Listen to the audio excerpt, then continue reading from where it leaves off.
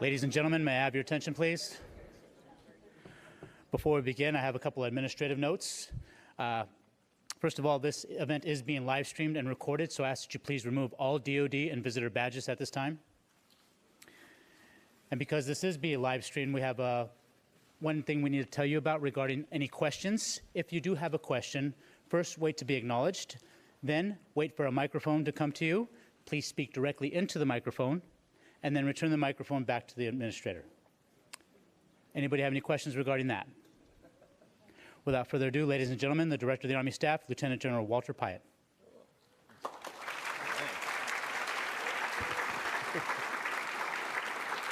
What he didn't say, unless you're General Les Smith, you can stand up and ask a question anytime. His voice carries, so that's good.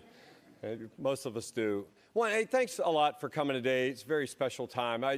I first met Dr. Amishi. Now she's a very close, dear friend of the Pyatt family. Back in 2010, I was a brigade commander in Hawaii, and we were on deployment, roller coaster like everybody else, year on, year off, since 2001. And we were just trying to do something different when we came back from deployment, because, we were just falling to pieces. I mean, you could just see it in the soldiers and families when we came back. We weren't reintegrating, and no matter how good our training or information was on what not to do, we seemed to do the exact opposite. And it just happened faster the more times you were deployed.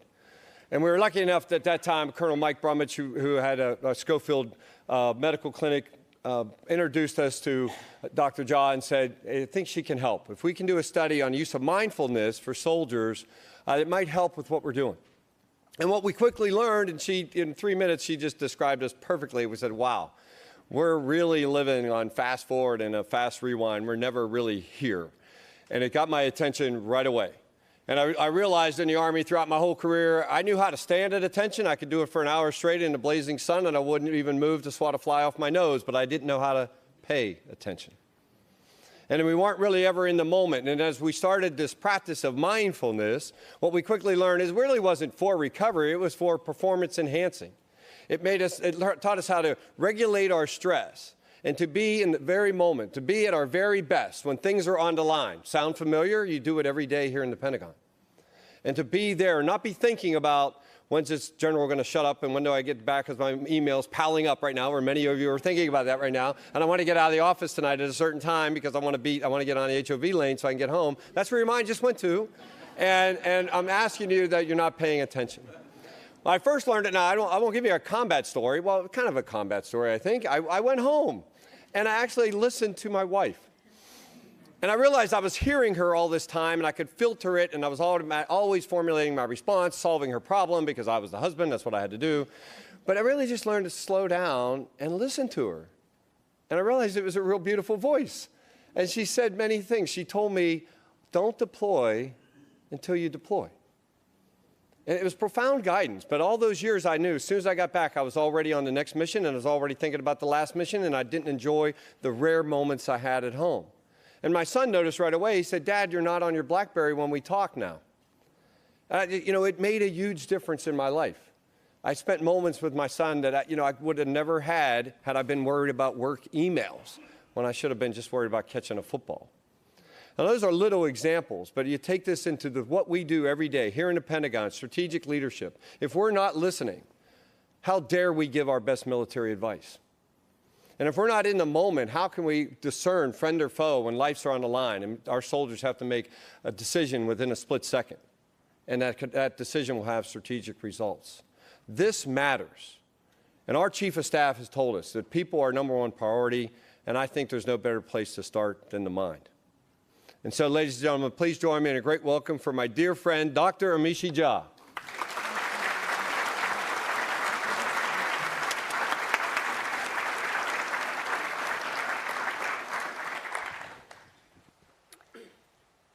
Wow. Can everybody hear me? Can you see me? Okay. Well, I just want to say what an honor and privilege it is to be here today with all of you. And I want to actually just begin by thanking General Pyatt and Mrs. Pyatt for not only their ongoing support of our work and collaboration, but all these years of friendship. So thank you both very much. I also want to just begin by acknowledging Pam and Eileen, who are part of the initiative that allowed me to be here today, and the entire DAS staff that's been wonderful to coordinate the logistics around being here. So just want to start there.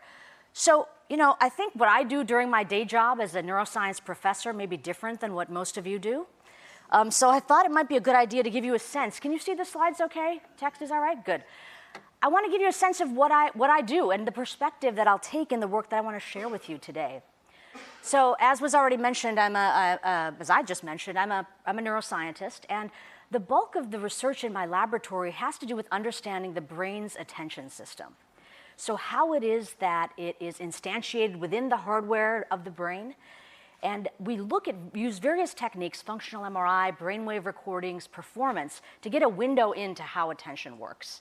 And one of the things that I can tell you we know for sure, which I think everybody in this room already knows, is that attention is an incredibly important and powerful brain system. In fact, it's so important that sometimes we refer to it as the brain's boss. But like any powerful thing, there is kryptonite. And what we learned through the years of studying how attention works is that the three most potent vulnerabilities for attention are listed up here: stress, poor mood, and threat.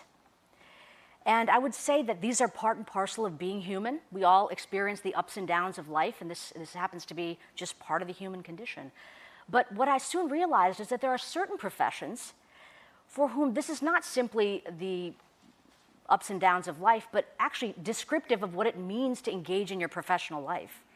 It's that these kinds of circumstances that force people in and you want to operate at your highest, when now we know that attention is most vulnerable under these circumstances. So after realizing that not only is attention powerful, it's vulnerable, I became very interested in understanding how we might train it to be stronger and function better. And that's where the work on mindfulness actually enters my lab, as a brain training or cognitive training tool. And we've learned a lot over these years, and I'm happy and excited to have the opportunity to tell you about that. But now you'll know where I'm coming from this research perspective.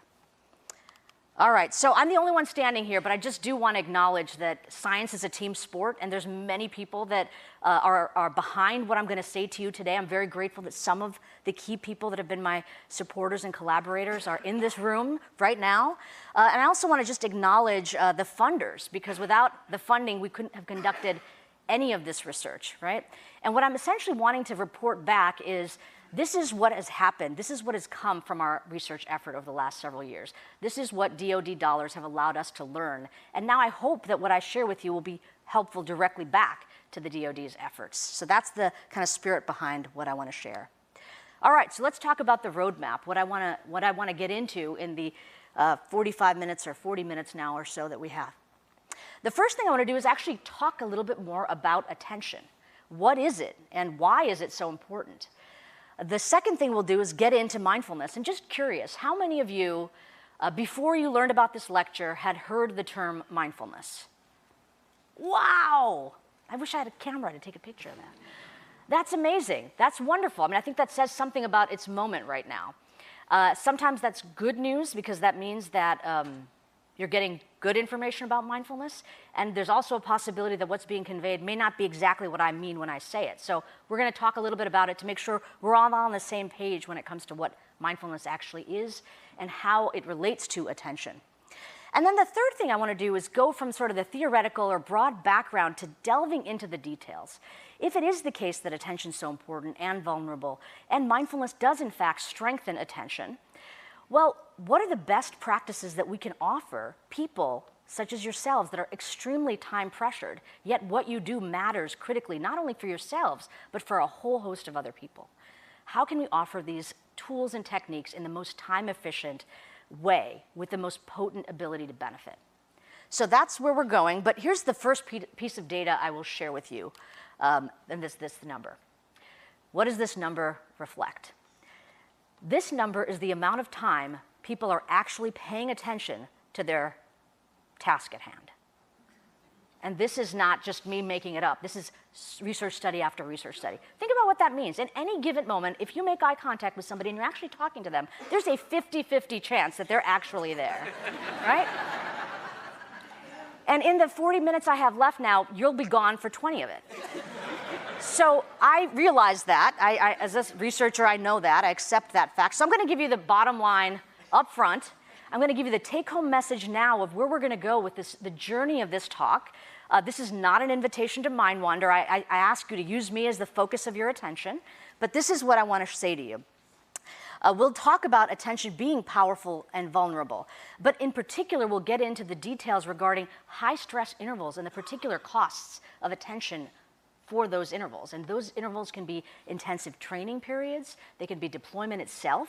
They can be a preparatory period, or even something like, for a professor, the academic semester. So there are a variety of high-stress intervals we'll talk about. Mindfulness training strengthens attention, and many aspects of what we broadly describe, and this is a military concept that I'm borrowing, the human dimension, the human being who has many different dimensions within this broader dimension of being human. And finally, when it comes to the third part of the talk, best practices in high-demand VUCA professions, there is a minimum effective dose. There is the tightest, most condensed version of training that we can give you that will produce benefits. And if you go lower than that, it's a waste of your time. And I think it's important to kind of give that reality. The other part that's important to know is that very much like physical exercise, if you discontinue it, these benefits will disappear. And the third is that when it is delivered, it is best delivered by those who know this life, who know the context in which you're offering it. And I think the wonderful introduction General Pyatt just provided shows you that. Nobody else can actually give you a sense of what it's like to benefit from it than somebody who is living a life similar to yours. All right, so that's my bottom line up front, but please try to pay attention to me, please. All right, and I think General Pyatt mentioned this, but I had the real privilege and pleasure of having a little time at lunch today with General McConville, and you know, I love this quote. People are always my number one priority. Our Army's people are our greatest strength and our most important weapon system. And as a psychologist, as a neuroscientist, I spend my entire life thinking about people and how to better them, how to strengthen them. And that's what this quote really inspired in me. What is it that makes people powerful and strong? And how are ways in which we can protect them from the vulnerabilities they would face? So in my kind of survey in preparation for coming here, what I wanted to do is know a little bit more about the DoD in general and the military in particular regarding leadership, and what do they think of, what do DoD entities think of regarding what the human dimension is, but also what are core competencies that people that are being strong and powerful have, and in particular, what are common vulnerabilities, not sort of across the board, but in particular with leadership.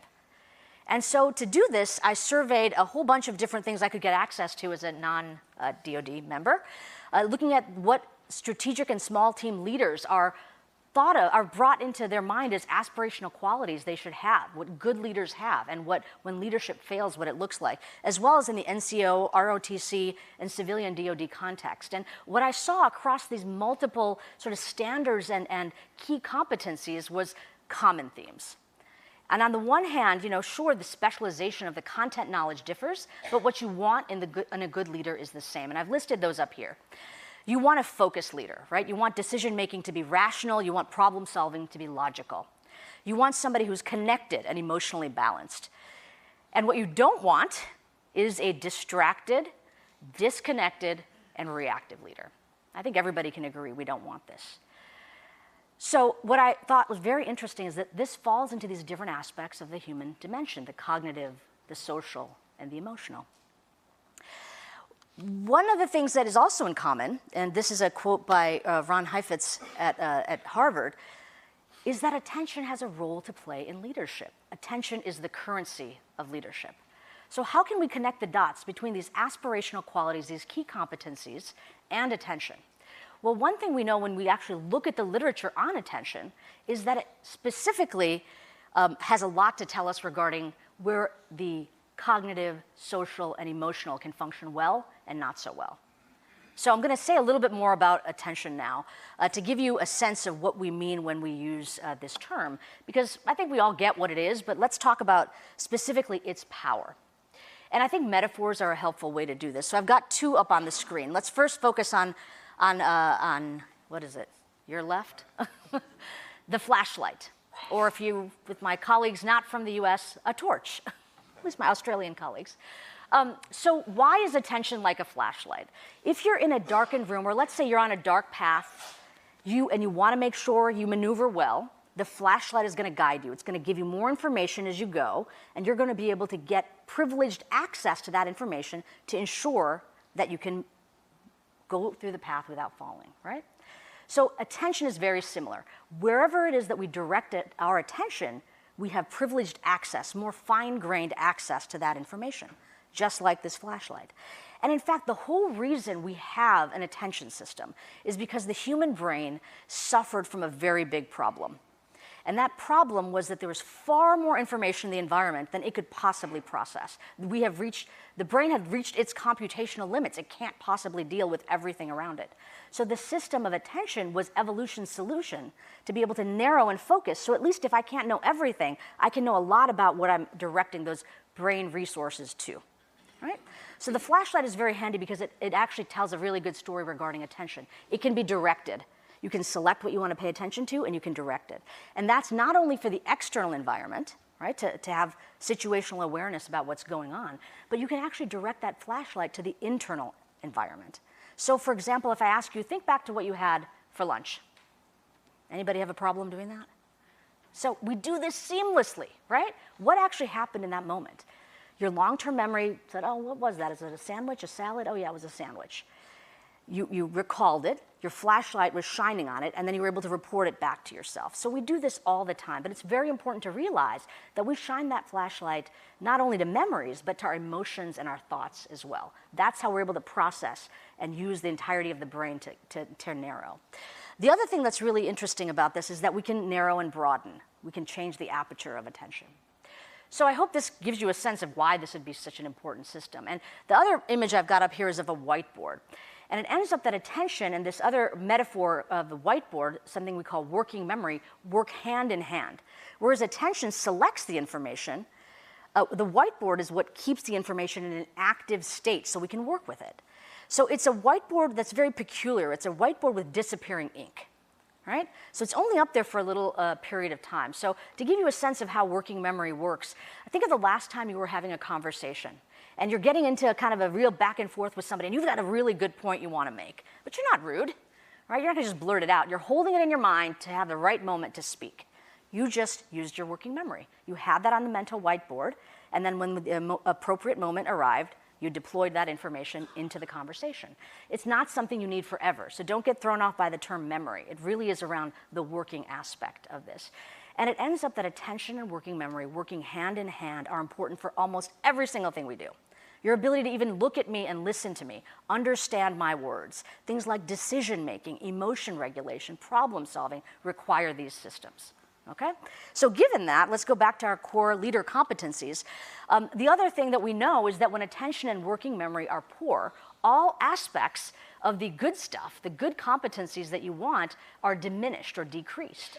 And the power of the unfortunate negative side becomes more prominent. So we have more distractibility, disconnection, and reactivity. And you might say, okay, well, if we know this, that people that have poor attention aren't going to be great leaders because they can't do these basic things, let's just select for it so that we have leaders that actually have strong attention. And that's typically what's done. But unfortunately, I have bad news for you. Regardless of how strong your attention is, it's still vulnerable, okay? And one of the things that we've been able to do in our research is track its vulnerability. So what I'm showing you here, and you'll see more slides like this, I'm going to unpack it for a second. We actually, in time, will take samplings of your attentional performance. You come into the lab, we'll hook you up to a wonderful brain cap, or more simply have you do a simple video game where we can track your attention. And then a few days to weeks to months later, we'll have you come back and do the same thing again. And what we usually do is try to time our assessments so that you've experienced a high-stress interval. It could be readiness training, field training, pre-deployment training, deployment itself, you name it. These are various aspects of high-stress intervals. And what happens reliably across many different contexts is attention declines. And it doesn't really matter what your starting point is. All right, so what does this mean? This means that leaders who have strong skills will still become compromised, and we're all vulnerable. And that dotted line, if you can see it, is essentially sort of the normative level we might have when we're not under a high-stress interval. Right? Just sort of typical life, we might have little ups and downs, but we're pretty stable over time. So keep this in mind as we're talking through this, because this is not a good thing, and this means that the topic of your attention is actually relevant no matter what. We're unfortunately not all protected. So let's think about this a little bit. I described what attention is, and I described to you that stress actually compromises it over these high stress intervals. Why would that be? What is stress doing to attention to compromise it? And this requires, if you'll go with me, another metaphor of the mind. Does everybody know what this thing is? Yes, right? MP3 player or video player of some sort. And I think General Pyatt alluded to this. This is essentially a metaphor of the mind. Our minds are fantastic at rewind and fast forward, right? And when we rewind the mind, it's our productive way to reflect on past experiences, to gain knowledge and learning that helps us. We need it, right? Or to just savor what has happened in the past.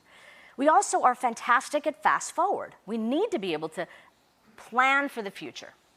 And these important qualities, I think, are what gives us as human beings our ability to do complex stuff. But it ends up that this thing, and I won't leave it up for too long because it's kind of stressful, stress actually takes these processes in overdrive, all right? So now under high stress intervals, you're not simply reflecting on the past, you're ruminating, you're reliving, you're regretting experiences that have already happened. And under stressful circumstances, you're not just productively planning for the future, but you're catastrophizing and worrying about events that frankly haven't happened yet and may never happen, right?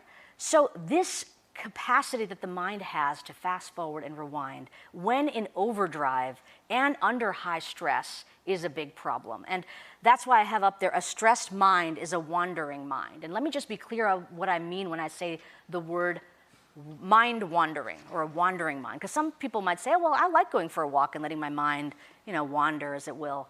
And that's a wonderful thing, by the way, but that's not what I mean here. When I use the term mind wandering, it's that 50% I was talking about. Having off-task thoughts during an ongoing task or activity. There is something you want to do. You want your attention placed on the matter at hand, but your mind is not there. It is somewhere else. And typically that means it's in the past or the future. And mind wandering is annoying if you don't, especially if you're trying to interact with somebody and they're mind wandering, that's very annoying. But the problem is that it is particularly bad for information processing. The one thing we know, there's actually three really important things to think about with mind wandering. The first is that when you are mind wandering, it's called perceptual decoupling. Your ability to receive input from your perceptual environment, sights and sounds, for example, is diminished. It's almost like you don't hear or see as clearly. That's a problem. The second thing we know is when people are mind wandering, this may seem obvious, they're error prone. They just make more mistakes at what they're trying to do. And the third is actually important when it comes to our psychological health. Some colleagues at Harvard who actually wrote a paper about mind wandering called "A Wandering Mind is an Unhappy Mind." Capture it in the title. One thing we know is that regardless of what it is you wander about, even if it's a wonderful vacation you're going to have, the next moment after you've been mind wandering tends to be riddled with a little bit of negativity. And we see this reliably across many different populations. So you're going to hear things and see things less clearly, you're going to make more errors, and you're going to have less positive mood and more negative mood. So there are a lot of costs to this. Now, you might say, okay, well, I won't do that, right? I just won't mind wander. What are we going to do instead? Well, the obvious thing is keep that button on play, right? Be in the present moment.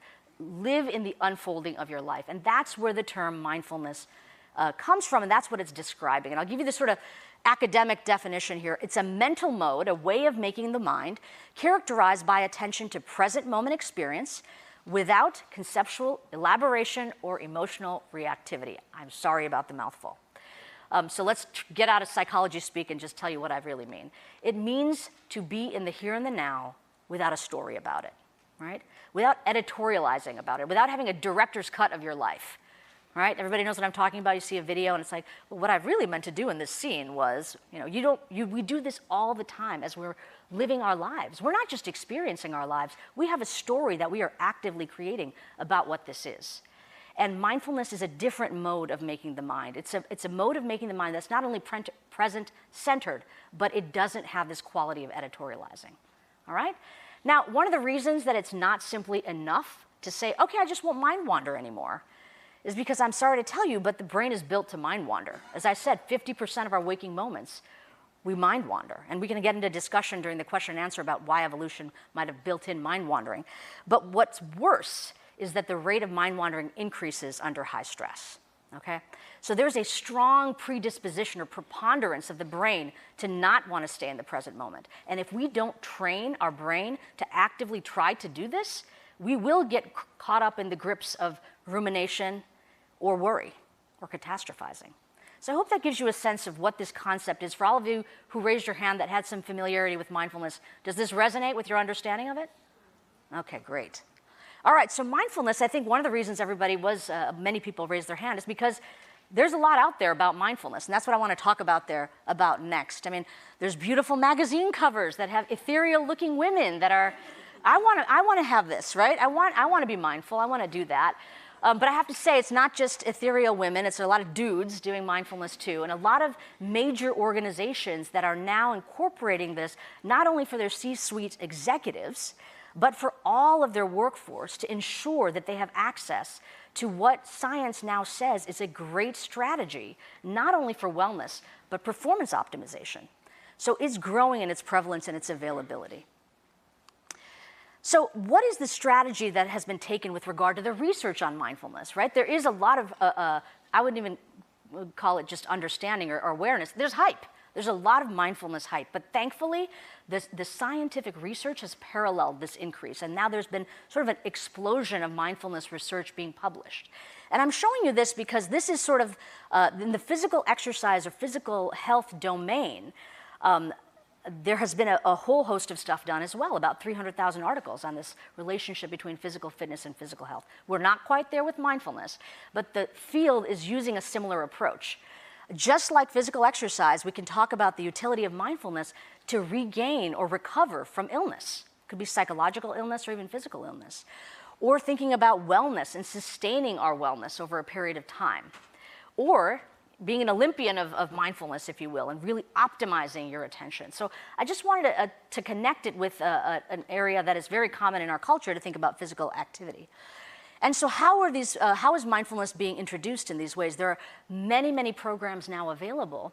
I'm showing you and naming two here that are very well studied: mindfulness-based cognitive therapy and mindfulness-based stress reduction. And of course, there's intensive retreats that you can go on to really gung-ho meditate 12 hours a day if you choose to. Anybody want to sign up?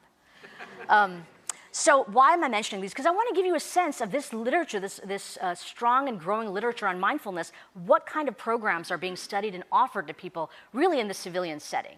And both of these programs, MBCT and MBSR, are about 8 weeks. They take 24 plus hours of time to get the formal training. It takes a few years to get trained up as a trainer in it. And you're asked to do daily homework. In addition to coming to the class, you're asked to do daily homework about 45 minutes a day, all right, on your own. And the benefits are there. What we know when we look at people that have taken these programs is that they benefit. And one in particular group that is benefiting is from the military medical literature. There's now, we're not just talking about 1 or 2 studies, 52 studies that suggest that this is a really good strategy for major depressive disorder and PTSD in both active duty and veterans, okay? So what I'm saying is that this amount of time is a good, is very beneficial, even for military cohorts in the medical context. And the larger civilian literature, where there are many people that are taking these courses, finds that mindfulness training can, yes, strengthen attention. It can strengthen a whole host of cognitive functions. It can also strengthen a whole host of social aspects, so team cohesion, for example, as well as emotional aspects of our functioning, our emotion regulation, but also disorders like PTSD, anxiety, depression, suicidality. These are all benefited. So now that I've talked about what this thing is, right? I've talked about it as a concept, press play. I've talked to you about the benefits of doing this and the large literature that's growing in the civilian setting. But unless you're a practitioner, you don't really know what this thing is. So I thought I should explain to you, kind of under the hood, what one of the practices is. And you can really think of it very similar to a physical fitness regime. There's a whole host of exercises you do that we collect together and teach people in these programs. So let me just describe one of them. So this is something called mindfulness of breathing. It's sort of a foundational exercise that's done. And I want you to listen very carefully to what my instructions are in this. And if you're up for it, do you want to do it? You guys brave enough, though? You sure? All right, so let's just do it. I'll explain it to you as you do it. So the first instruction is sit in a comfortable, upright, and alert posture. All right? And I'll expand a little bit of these. And for this period of time, just feel free to reduce all the external stimulation that might be happening. Feel free to close your eyes or lower your eyes as you choose, whatever you're comfortable with. Okay? All right. So now think about that flashlight I described. The first thing I want you to do as you're sitting there with your eyes lowered or closed is just experience your body sitting. Right? Your feet are on the ground. Feel the contact points with the ground. Feel your seat on the chair, your back against the chair. You're sitting. And you're breathing. So just experience yourself breathing for a few seconds.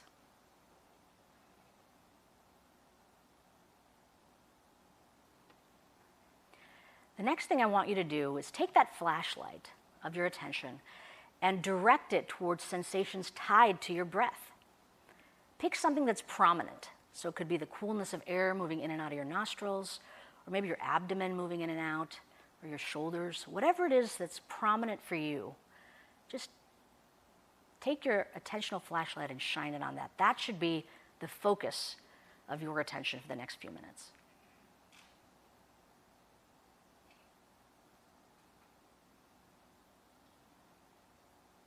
Just maintain your focus there.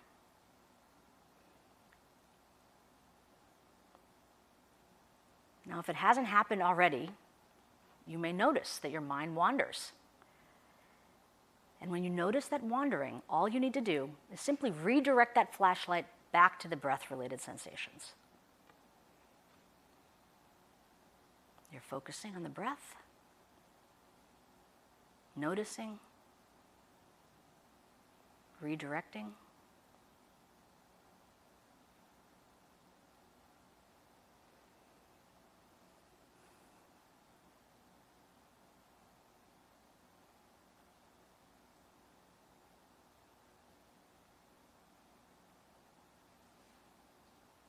Don't forget to notice the mind wanders. All right, and in the next moment or two, when you feel ready, just go ahead and open your eyes or raise your gaze and return your attention back up to me. All right, so everybody survived that. Everybody has a breath, so everybody was able to do the practice, hopefully.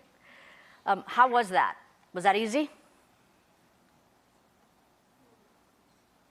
I would say that was probably not easy if this is your first time doing it. In fact, the first time we ever tried to introduce this to a bunch of strong, forceful, burly Marines, one of whom is actually in the room, they freaked out. They're like, "Ma'am, this is impossible."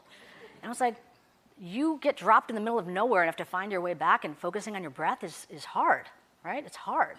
And I appreciate that. It really is hard. And that's actually why we don't just say it's nothing, it's actually a push-up. It really is like a push-up. Push-ups are hard, right? And what are the elements of the push-up? And in fact, this term, push-ups for the mind, I directly stole from General Pyatt, which is what he described it as when we first introduced the practices to him. What is the push-up? What are the elements of the push-up? Focus, right? I told you to select the sensations, maintain your sensations on that content, in this case, breath-related sensations. Notice and redirect. That's the repetition. Focus, maintain, notice, and redirect. And it may seem like a simple thing, but it actually has very profound effects. So I want to continue talking about that. But I'm glad you got a taste of it. Now, if it felt hard or you didn't want to try, I ask for your curiosity. Think about how it might be beneficial to try maybe for a few more minutes. We did maybe not even 3 minutes, so.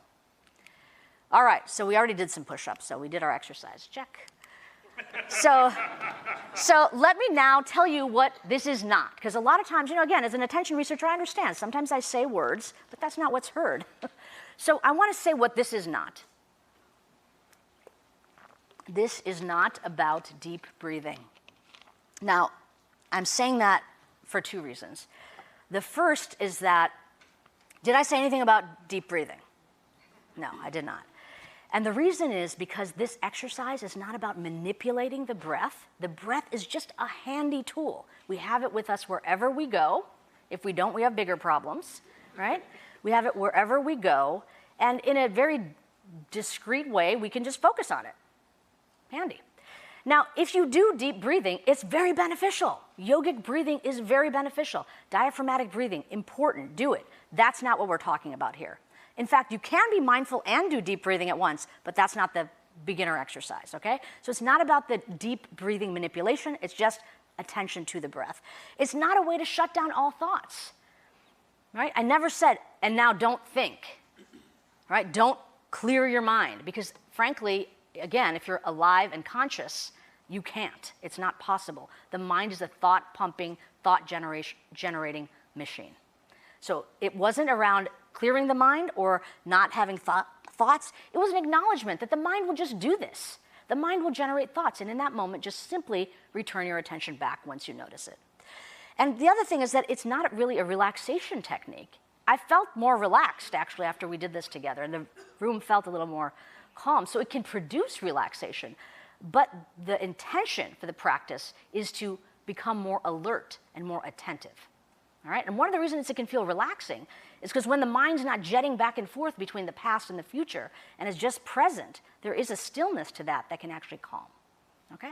A lot of people use this practice to try to fall asleep at night when the mind is all over the place. All right, and this last thing I'll say, last couple things, is that it's not esoterical. It's not going to be, I have to say this again. As an Indian woman, sometimes people think they might start levitating, or I don't know what assumptions they might have about what this practice does. But there is no special state we're going to achieve. That's good news and bad news. There's nowhere to go. It's just really being right here, right? There's no fancy bells and whistles. It's about showing up to what's happening. All right, and the final thing is that you don't need to do this for hours and days on end. You don't need to go to an intensive meditation retreat to benefit. We find benefits with as little as 12 minutes a day, and in some other studies, 15 minutes 3 times a week. Okay, so it's reasonable. It's a reasonable amount of time that we're asking. All right, so, a lot of times when I offer this practice, people think, okay, well, what's the point? Okay, great, I get great at following my breath. What does this do for me? This is really not about beginning and ending at following your breath. It's about taking the strengthening of your attention by using this as a tool to do it, to apply it to different aspects of your life. In the same way, nobody really is doing push-ups because they love doing push-ups. They're doing it because they want to be strong in every other aspect of their life that might require upper body strength. Same idea. So I wanted to give you a sense of how this looks, and this is actually a quote by General Pyatt. It was part of a NATO paper that I wrote with General Schoonmaker and General Cardone. And so what we see and what he reported is that he said that after doing this practice for a while, I can focus and stay focused on a situation or person more easily without getting lost in thought or distracted by information being thrown at me. So select and maintain. And he also said I can watch my mind and pull it back if it gets stuck in a memory or a worry. Noticing.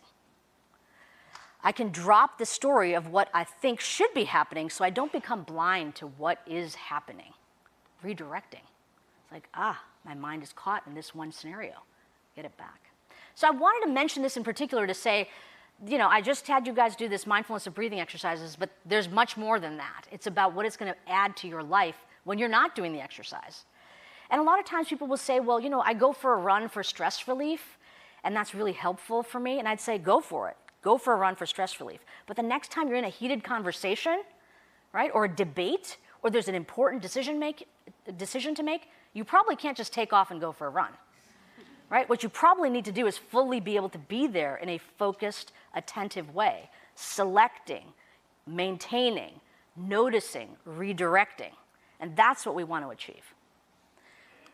All right, so what I mentioned previously, and this last part will go fast. How much time do I have left? 8 minutes. Okay, I can do it.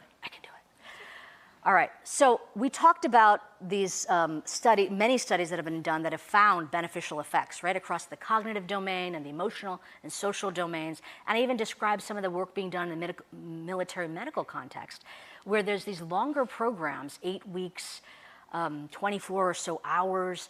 People are doing practice for 45 minutes a day, and they're beneficial. But when we translate that from the civilian context or the military medical context into people in the operational climate, it's a non-starter. Most people will not say they can sign up for something that requires an extra 45 minutes of their time. Would you agree? It seems like a lot. So what we wanted to do when we set out on this program of research is how can we offer these practices that would be appropriate for an operational climate so that people can actually think about incorporating these with the least amount of time. And I wanted to push the envelope, so we were going to offer things that might be too short, and I was okay with failing in those circumstances, right? Or maybe I'd be pleasantly surprised and we could push it really far to very short time demands. So the main thing to keep in mind is that, remember what we're dealing with. We're dealing with high stress intervals as degrading of attention, diminishing attention. So the goal was maybe if we offer training in these high stress intervals, we may be able to protect against this, sustain performance. And if people really go gung-ho with the workout, or we're very fortunate that our training is very helpful, we might be able to optimize their attention even under high stress. This is what we're looking for. All right, so this is just a quick slide to say we've worked with many different kind of military organizations and we've done lots of studies, but I want to give you a sense of what we found from all of this work, more as a summary idea. So the kinds of questions we asked in this work was really, what is the minimum effective dose? If I can't give this longer 8-week program, what's the shortest amount of time? If they discontinue after our program, will the benefits go away? Is it more like learning a new information where it kind of stays with you, you don't have to keep relearning it? Or is it more like a skill or physical activity where you've got to keep doing it in order to stay sharp? Right? It was kind of an open question of which one it really is. But the term mindfulness exercise may give you an idea of what we were probably thinking. It is more like exercise.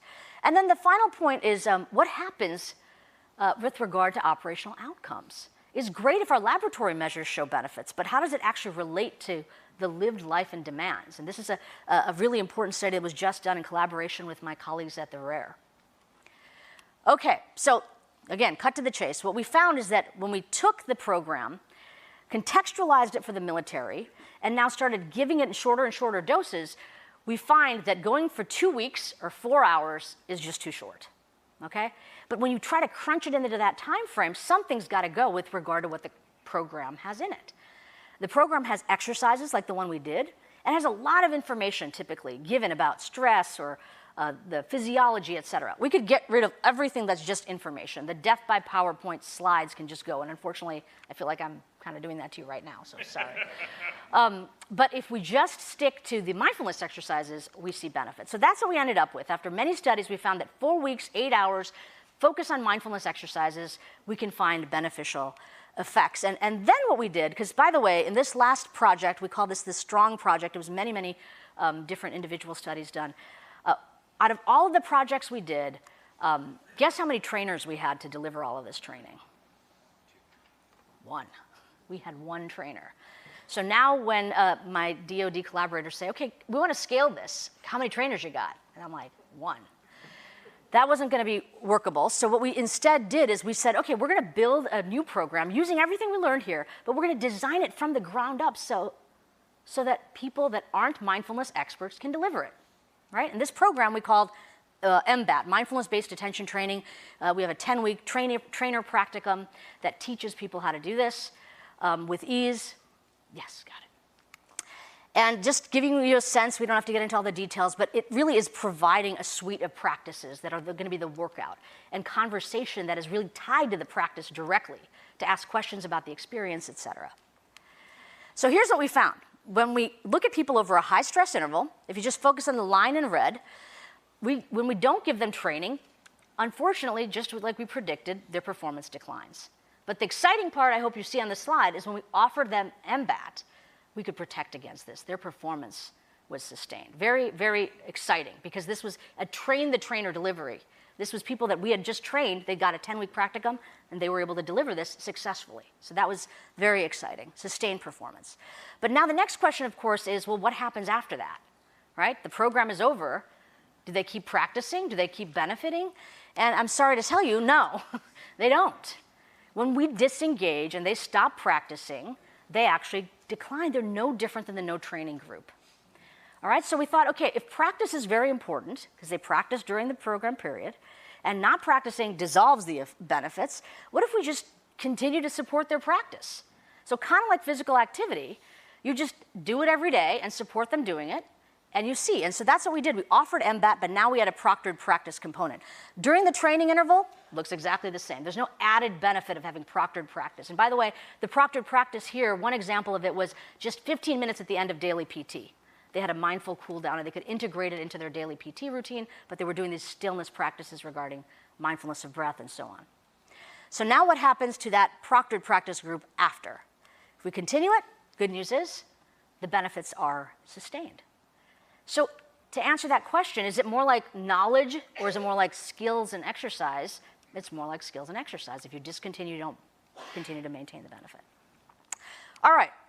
So the last thing I want to tell you, which is very exciting and sort of hot off the hard drive in research terminology, are results from this collaborative project directed by Captain Nassif and Amy Adler and folks at the RARE, is that these benefits are not simply for these sterile attention tasks. These are also producing, this program is also producing operationally relevant benefits. So, for example, and benefits for things that make sense, they're related to attention. So MBAT helps with M4 weapons qualification in a stress shoot. It's not helping across the board. It's not helping people with more crystallized intelligence, right, which you wouldn't expect. It's training attention. So this to us was also very compelling evidence that it has application, operational applications that could help people in their performance. So what do we, just to summarize, we found what the minimum effective dose is. Discontinuing, unfortunately, yes, it will decline, but you can protect against it by continuing. And it's tied to operational outcomes. So does this slide look familiar? This is where we started. You're at the end now. I hope that this snapshot of the work we've been doing over the last decade has been helpful to kind of get a sense of what we mean by mindfulness and also why we have an interest in collaborating with the Department of Defense to offer it. So what we described is that, yes, attention is vulnerable, and this vulnerability is particularly poignant over high-stress intervals. Mindfulness training is helpful for attention and a whole host of things related to the human dimension. And there are best practices we can follow to guide us in what we might do next. So one final thing to say is really, if we think about the next steps, I ask that you please benefit from the effort that the DoD has funded to learn about best practices. Let's follow the science in the implementation and think about ways to continue scaling this up. We also, of course, have an interest in expanding this work to other contexts in which it hasn't been offered yet. So schoolhouse trainings and qualification trainings, looking at teams and team cohesion, offering it to DoD civilians, and also in the context of strategic high-level leadership. So I just want to end finally by thanking you all for your attention. Thank you very much.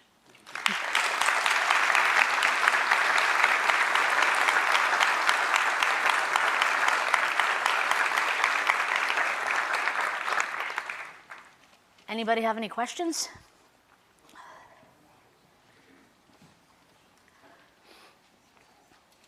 Try to use my command voice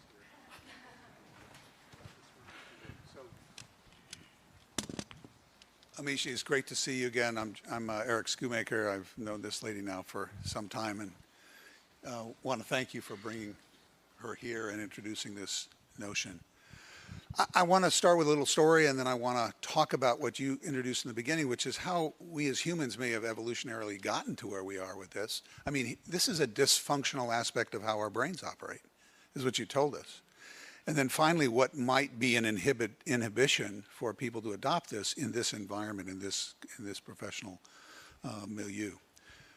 Unless you've lived on the moon or been under a rock for the last couple months, you may not know that we're about to field a World Series winning baseball team, the Nats. We've come back from the losingest team in baseball since May 24th, and we've achieved something that hasn't been achieved since 1914.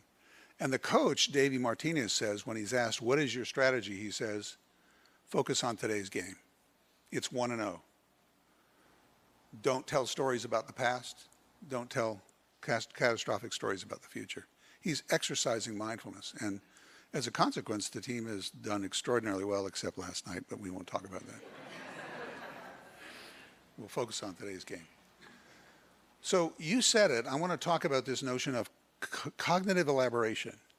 And you said it in a different way, and General Pyatt said it in a different way, and that is, quit telling the story.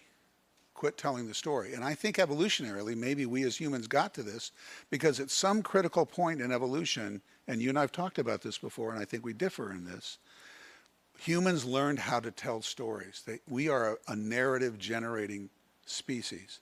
We have to make a story out of everything. Even random neurons firing at night, we call dreams because we make stories out of random neurons. We are crippled by the fact that we've got to tell a story about the past and we ruminate on it, or we've got to tell a story about the future, often catastrophically, or even if it's beneficial, that future, you've just pointed out, we get depressed about the fact that reality in the future don't look like what we want it to be. In professional milieu, we prize people who can tell stories. We call them future ops and current ops people who can do branches and sequels to every story you tell about the battle. We tell our future and current ops people, if you can't predict every branch and sequel of everything the enemy is going to do or might not do, and then tell me what we're going to do as a consequence of that, then you're not a good operator. You're not a good planner. And that's antithetical to what you're talking about. And you're telling us we should not tell ourselves stories for that period of time that we're doing mindfulness in order to be more powerful when it comes time to operate. Does that make sense? You were paying attention. I am. Have been. So why can't we just then make this very simple, but rather than teaching people how to focus on breath, which I do too in mindfulness training, and just tell them, anytime you hear yourself telling yourself a story, you're really going in the wrong direction. Does that make sense? I wish that could work. I wish that we could simply tell people to not have a story. But let me just be clear, and thank you so much for just elaborating in that way. I thought that was very helpful. The message is not don't tell stories. The message is know that it is a story. Be aware that the mind is generating this content. And as we sometimes put it, don't believe everything you think. And if you don't have that humility and that psychological distancing capacity, you may believe that the story you've made up is the truth. And you may be wrong. So the key in what you said is that, part of what we're trained to do in our profession is come up with all the options and come up with the action based on those options. But if you can't actually see what's happening, you won't know which scenario you're in and which one you should implement. And what I'm suggesting is that these practices, and they do require practices because the tendency of mind to believe what you think is so strong, is that these capacities bring you to that grounding to observe so that you can then best implement the most appropriate solution. Yes.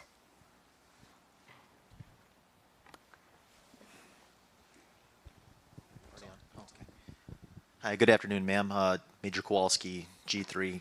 I have a question regarding, you mentioned setting aside time, or at least in a study, for post-exercise, for allowing 15 minutes to practice mindfulness. And I'm assuming it's the breathing, correct?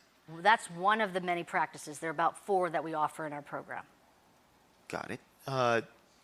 Is this a benchmarked practice, as in the post-physical training, or is this drawn from another type of activity where this is done? I'm just curious. I don't know what the benchmark practice is. Well, the only reason why I would say is because, some martial arts training, post the training, they'll have a session where you actually just, will sit in a squatted position, erect, and you'll close your eyes and you'll breathe, and then you will not focus on anything. I just wondered if that's possibly okay. the benchmark. Thank you for explaining that.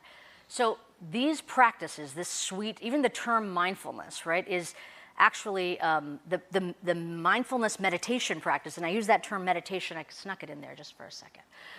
Just to say that, because sometimes people get a little thrown off. They're like, meditation, wait a second, no, I'm not signing up for that craziness, right? But when I use the term meditation as a brain scientist, I'm talking about engaging in certain practices to cultivate specific qualities. And that term meditation is part of every major world tradition throughout history. So it sounds like you're talking about some kind of martial arts traditions that also have those practices in them. Yes. Many Western philosophical traditions have it. The Stoics, for example, were talking about mindfulness.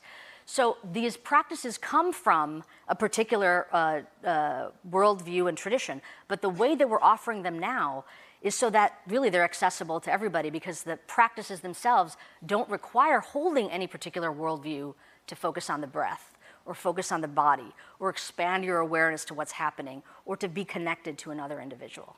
So they're absolutely, you're keying in onto the connection to other things you're familiar with, and I want to say absolutely, right on. Even what you said, I would say it's related to, but it actually is more generalizable and much more now used in medical and professional settings. Okay. Thanks, man.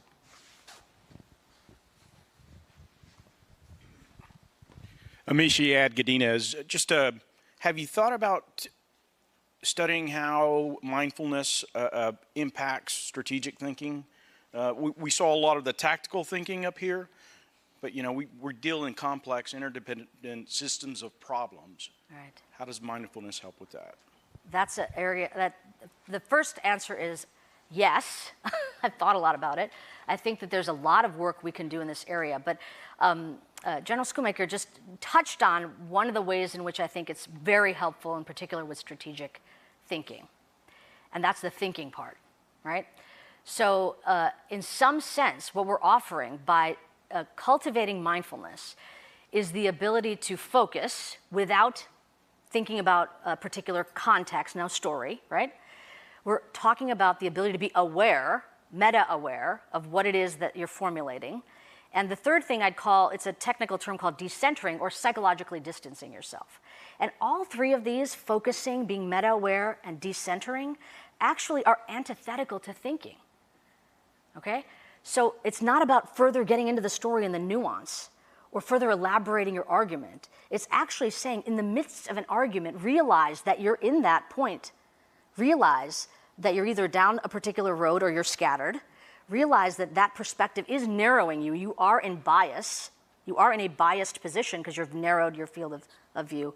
And you actually need to understand that that may not be the right course of action, and other things happen. So I'm very keen on working with strategic leaders to figure out a way we can offer training to learn more about how it would apply.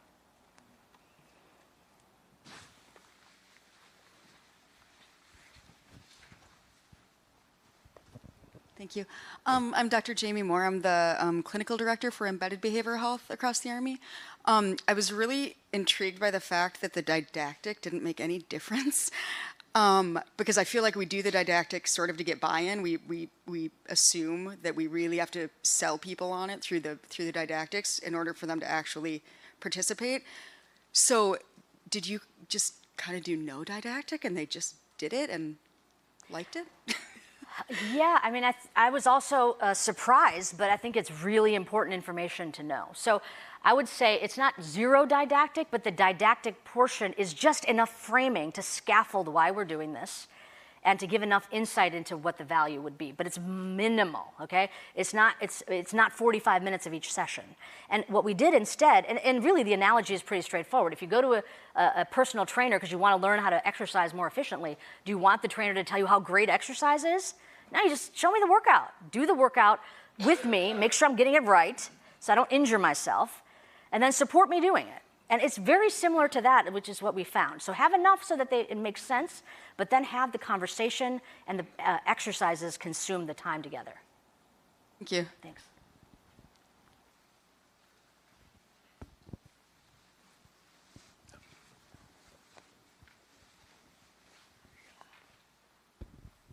Hi, ma'am. Kent Anderson. I'm with G9. Just a quick question on more practical, I guess. You've already sold me on it, so I'm just trying to figure out how to work this into my schedule. No, but I pick up on your minimum there of the 15 minutes 3 times a week. Does it matter?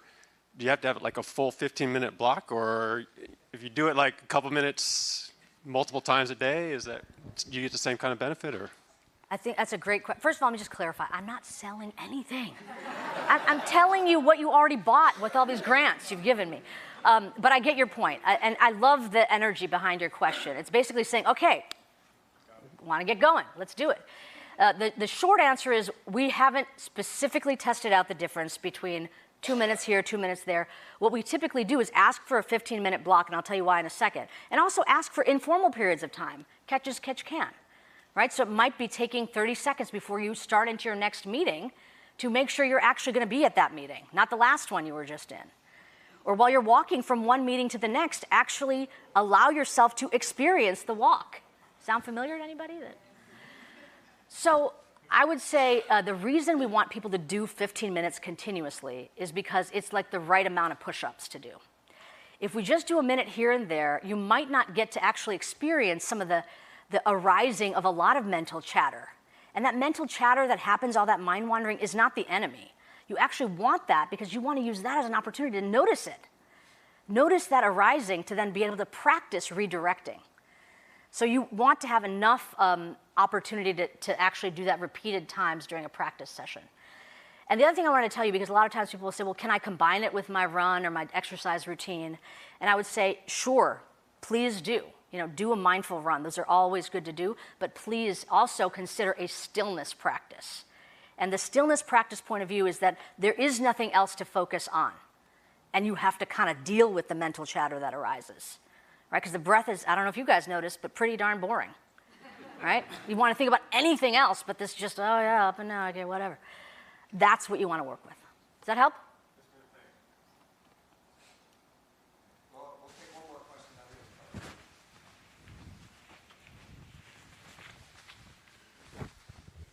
Hi, Amishi, Audrey. You mentioned the work of post-traumatic stress disorder.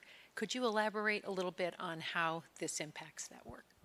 Yeah, I think what I'll tell, again, I'm a neuroscientist, not a clinician, so I'm not able, I can speak in a very limited way.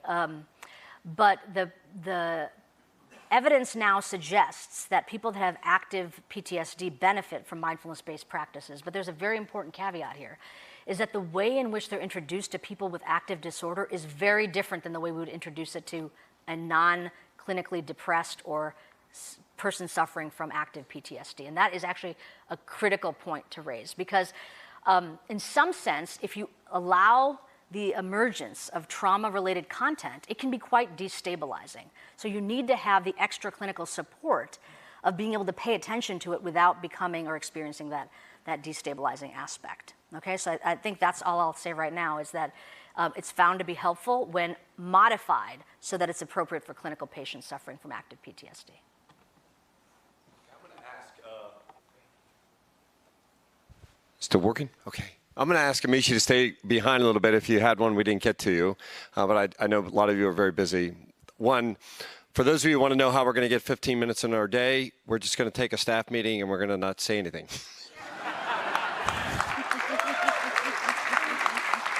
Don't tell your husband that. The chief of staff wants a problem, and I'll bet you we'll get there. But we can do it. I mean, many times here when I was the operations director, I did walks in the courtyard, and I stopped, and people thought, why is that general looking at the tree? But there were ways to do it. I think you fight to get it, because if you read Dan Harris's book, 10% Happier, I really related to him, because this was a high-stress guy living in a fast-paced world, trying to achieve, success in his career path. And he said it's like holding a fish for 10 minutes. He just couldn't do it. He just could not do it, and I couldn't do it either.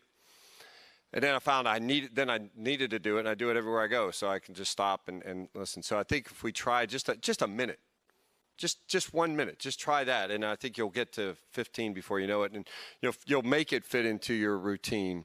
So I think to the question, thanks for being here. I'm seeing you well, but for the strategic thinkers, think about the 50%. So when we're going to give our best military advice, perhaps to the President of the United States, whether we're going to wage lethal force on the country, we really need to be there, right? I mean, we really need to be there. And I think at the strategic level for us, we're always thinking about the troops here. We're always thinking about support the warfighter. But we're in a war too.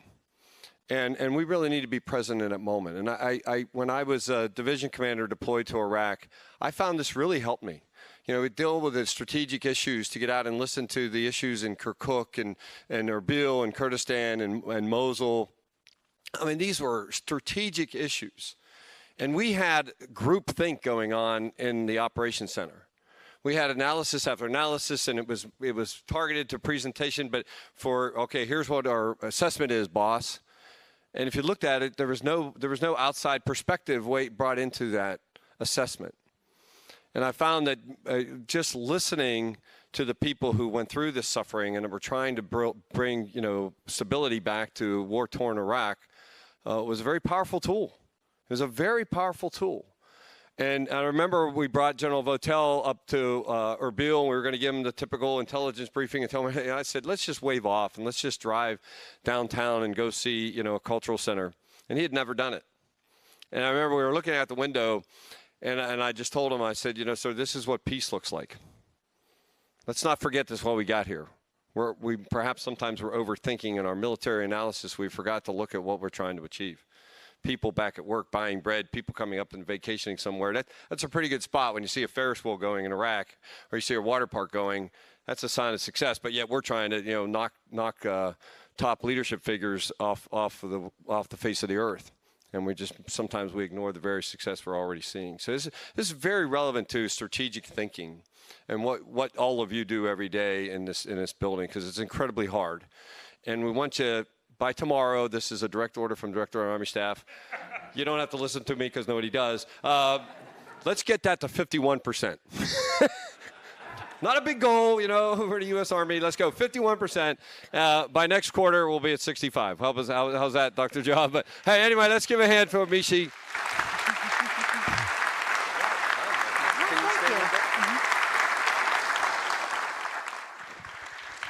So thank you all. That concludes, but we'll stay behind here if you have a personal question or just want to say hello. Thank you.